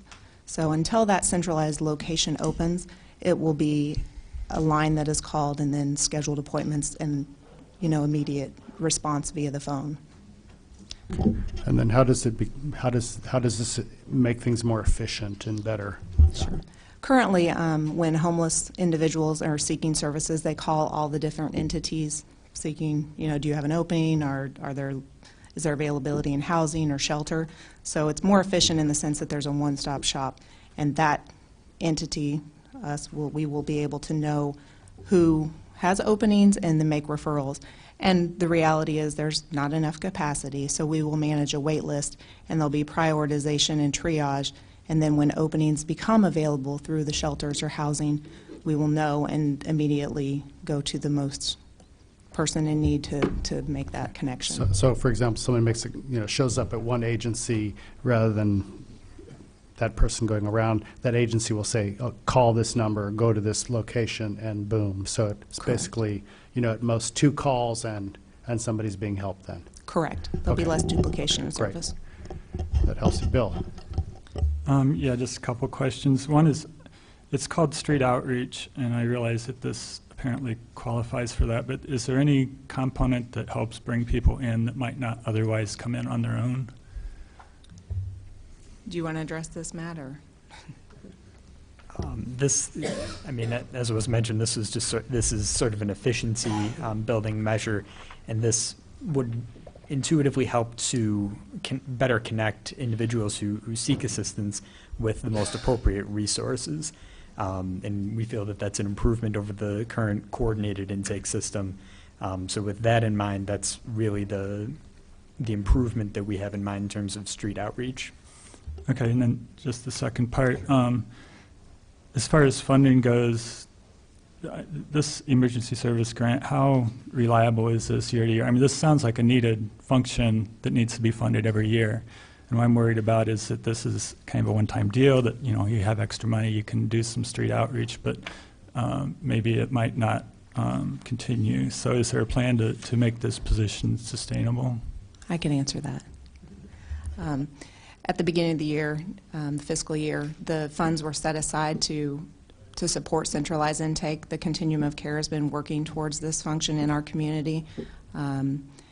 We also wrote, as a Continuum of Care, funds to support centralized intake through the Housing Urban Development. We have been awarded funds that we believe will start July 1, so this would get things started now, and the intent would be that there will be funds coming to sustain it. Dennis. And, also our township office is another resource where people often will call and then have referral to seek the actual solution to their need. And it seems to me that also, to answer perhaps one of Bill's questions about, the difference between somebody walking in because they want it or need it and being referred or brought to somehow bringing the services to the street. I would think that probably we'd get a lot of referrals through our own police officers, who probably will be interacting with people who are homeless, and they will be able to bring them or connect them with your office once this is opened, and provide the services, which is probably at least going to be answering to some degree the concern you had. Diane? Just a question, is the 211 number still active, or has that fallen by the wayside? It is still active. And how will you coordinate with them? Actually, this is a nationwide effort that HUD has put forth, that centralized intake will happen in every community that has a continuum of care, and they're across the nation. We actually explored, as the continuum, the opportunity to utilize 211, and it was not an option to say essentially contract, because they it's a higher level of screening than what they're doing at this time. So if someone calls 211 for help, will they refer them to then call the centralized intake number? Or how does that? We would hope so. We will definitely inform them of this service in our community and how to reach it. So your number is specifically for Champaign County. For the homeless, Yes. the issue of homelessness in Champaign County. Yes. And 211 is of course a more general number. Correct. So this is very specific to homelessness. Okay. Okay, is there a motion? I'll second. Okay, Okay, it's been moved by Dennis, seconded by Eric to send this to council with a recommendation for approval. Any further discussion? Seeing none, all those in favor? Aye. Opposed? Motion carries. Thank you very much, both of you. And Matt, on to item number 7, which is Resolution 2016-318R, a resolution approving and authorizing execution of an Urbana Home Consortium Community Housing Development Organization Agreement, Habitat Chodo. So I'll actually be presenting on this resolution and the next one. The two go together. And so 19R is also related to Urbana Home Consortium and another habitat project. So the resolution that certifies Habitat for Humanity as of Champaign County as a community housing development organization, abbreviated CHODO, that's a requirement that's directed by HUD before every contract that is committing home funds to a CHODO. They need to be certified and have a list of documents that we need from them, and we've recently undergone that with Habitat, and they do meet the requirements to be certified as a CHODO, but they need to go through that process, and the agreement that we currently have with them would commit the entire amount that HUD has authorized us, that we've currently set aside for CHODOs, to Habitat for Humanity, and that's $97,962. Habitat has been a CHODO since 2011, and as it's been detailed in the memo and in the application, there are 3 properties that would receive funding for new construction activities through this agreement. 1 is in Urbana, and 2 are in Champaign. And the reason for that being that these funds are distributed throughout the home consortium, which includes Champaign and the county. And again, this is federal funding, so there would be no change to the city general fund as a result of this agreement. And the Community Development Commission did vote on this at their March 22nd meeting and decided to recommend both resolutions for approval, and staff concurs with their recommendation. Are there any questions? Questions? Okay, seeing none, a motion, or Diane? I move resolution number 2016-03-018R, resolution approving and authorizing the execution of an Urbana Home Consortium Community Housing Development Organization Agreement. Second. Council with recommendation for approval. I second. Moved by Diane, seconded by Bill. Further discussion? All those in favor? Mayor? I just wanted to comment on Article 5, Prohibition Against Lobbying. It's on page 15 of 45 in the first section there. It's not really lobbying, it's political activity, because you would hope that an organization would be able to speak with their elected representatives directly. So it's kind of a misleading title. But Well, anyway, that's probably a Madam federal Mayor. regulation, right?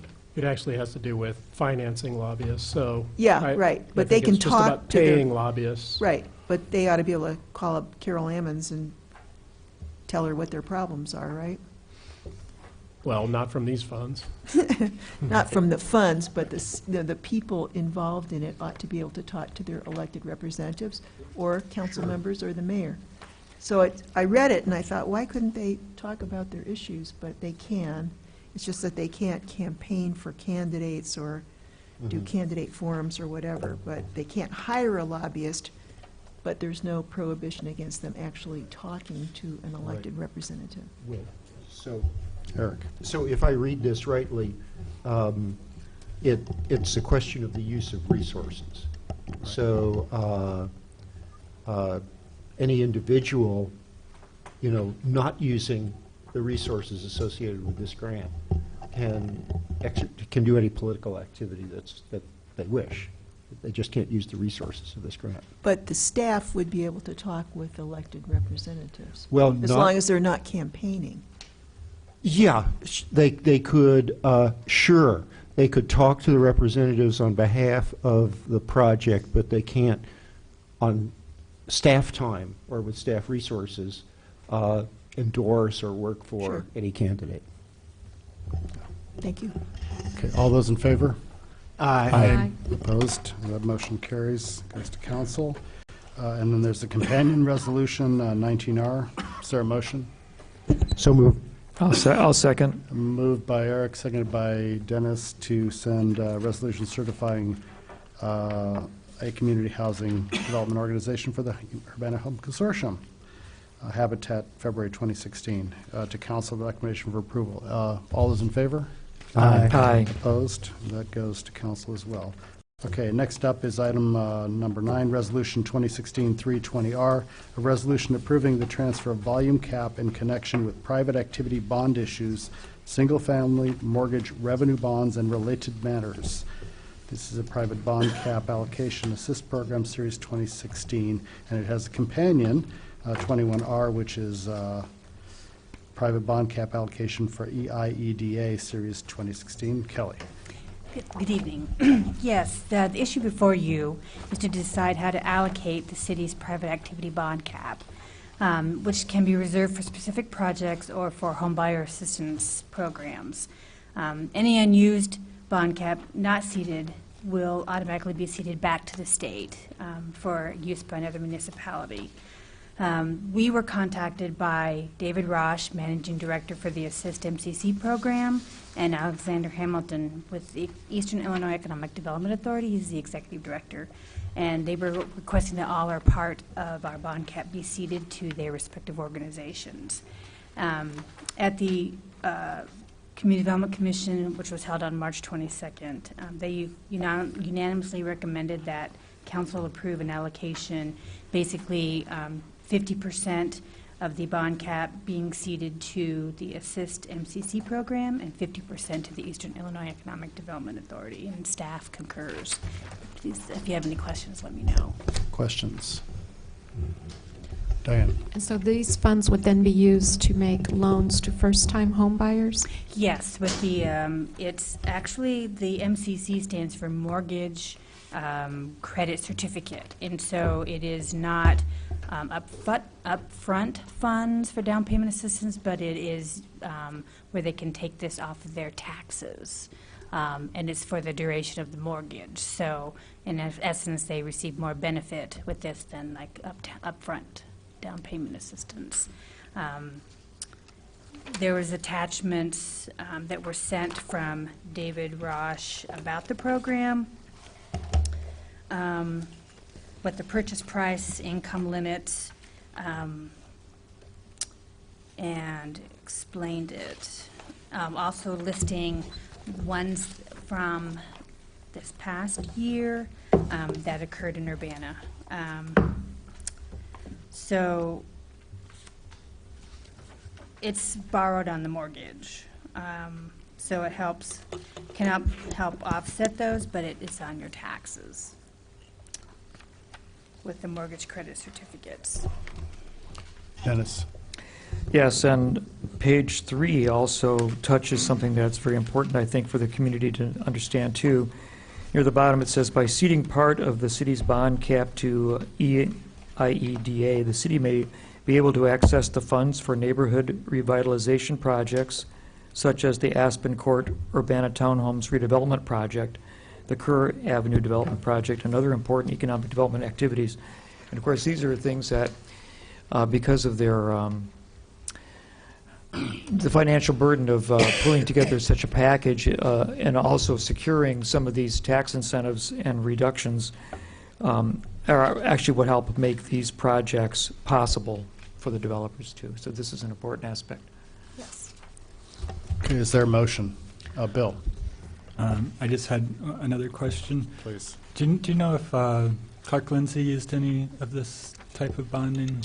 I contacted Andrew Hamilton to find out what projects had been done recently, and he pointed out in 2012 was the Eden over in Champaign, and then 2014 the Benoit Group contacted him, and they used it for the Providence at Thornbury and Sycamore.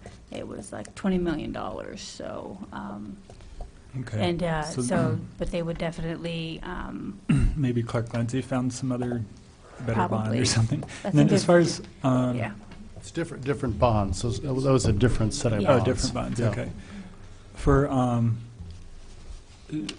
what's the different, so we have target areas, the CDBG target areas. Does that play into these limits for us? I mean, I think some of these handouts were for a different program. Because that's based on low and moderate income areas, so, so that's what, yes, it would be related to our So the census. Urbana Assist is only good in the low and moderate? Well, no, it only- can be used throughout the city. It's just stating that if it's in the targeted area versus the non-target income. So someone in a target area, they have more of a range that they can purchase a home versus if it's a non-targeted area. Okay.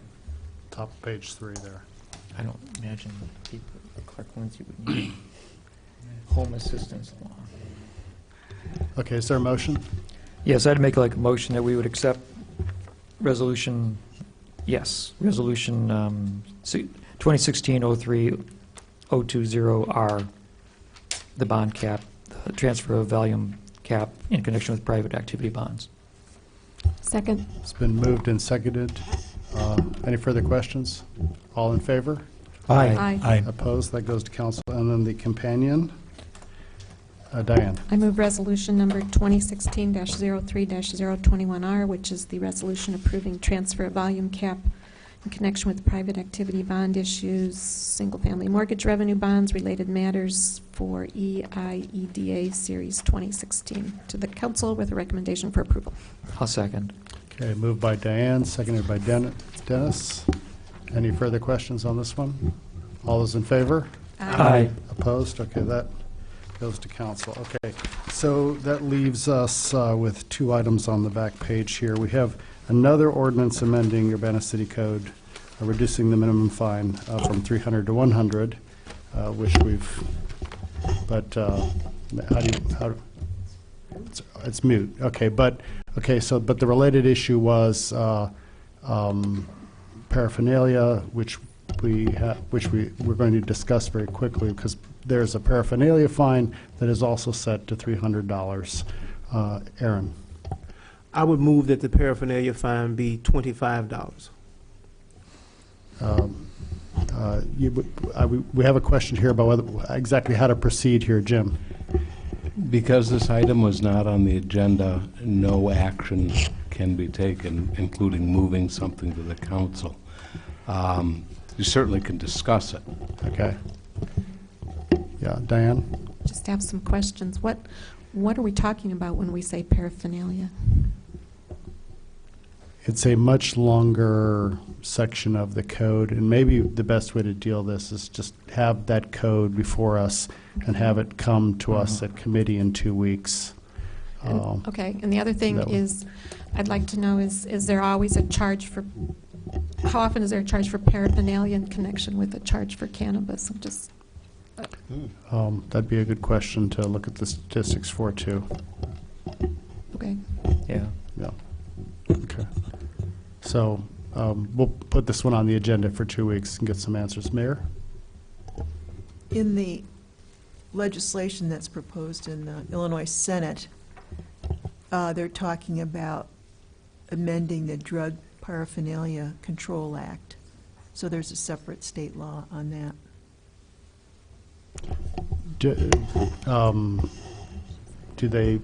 Are they doing the same sort of thing, lowering the fines, or how are they? Well, they said, provides that if a person is convicted of 10 grams or less of cannabis, the penalty for possession of any drug paraphernalia seized during the arrest shall be a civil law violation punishable by a minimum fine of $100 and a maximum fine of $200. Okay. So we'll keep that all in mind. We'll look at this in 2 weeks. Okay, so that leaves one item on the agenda that's near and dear to my heart, which is discussion of council rules, and this one has to do with the mandatory adjournment time. We currently have a mandatory adjournment of 11 o'clock with 30-minute, where we can add time as needed with a 2/3 vote. That came from a time when City Council started at 7:30 as opposed to 7. And when we started meeting in 2005, we sat around twiddling our thumbs for 20 or 30 minutes until from township meetings that started at 7 to council meetings that started at 7:30, and we just said, let's just start everything at 7 o'clock. So that's where that came from. And so my thinking here is that we should reflect that 7 o'clock time by changing our mandatory adjournment time to 10:30 with the same 30-minute types extensions. You can always extend and keep meeting for as long as you want. You can always continue the meeting to another time certain. And so I would propose just simply changing our current ordinance from 11 o'clock to 10:30 with all the same provisions. And you need to strike the word trustee in my proposal here. And my intention was to discuss this tonight, have it come as a formal resolution with number and everything like that to committee in 2 weeks, ready to go. So if there are interests here, Dennis. Oh, yeah, I'd support this, Charlie. We all know that by the time we're talking at 11:15, our energy is like so fading away that we can't really. I don't feel like we have the energy to make really great decisions so late. And sometimes we have long discussions, but it would be nice to know that we kind of have a ceiling on how long we think we would like to be in the building, and if there's a long agenda, maybe the agenda items should be sparsed over or parceled out over, maybe 2 weeks instead of everything on one week. Aaron. Yeah, I move that we can't leave till 11. Oh, I'm sorry, I can't make motions or move anything in. Diane? Well, it's too hard to figure out 2/3 of a majority, so why can't we just do simple majority to extend the meeting? So that was a question I posed to Jim via email earlier today, and he didn't answer. Why does it say 2/3 here? Because that's what your rules say. Because that's what the rules say. Okay, so I guess we You can can change the rules, but it's going to can- require 2/3 vote to do that, too. Okay, so our rules require 2/3 change for any time we make an exception to the rules, or what? How does that work?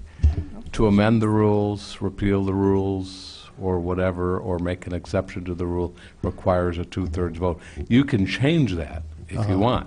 And if you make this one, you can specifically make this any percentage you want, or any fraction you want, which becomes, it supersedes the general 2/3 rule. Well, then I would move to amend this to just say pass by a simple majority rather than 2/3. Stand it with a simple majority. Yeah.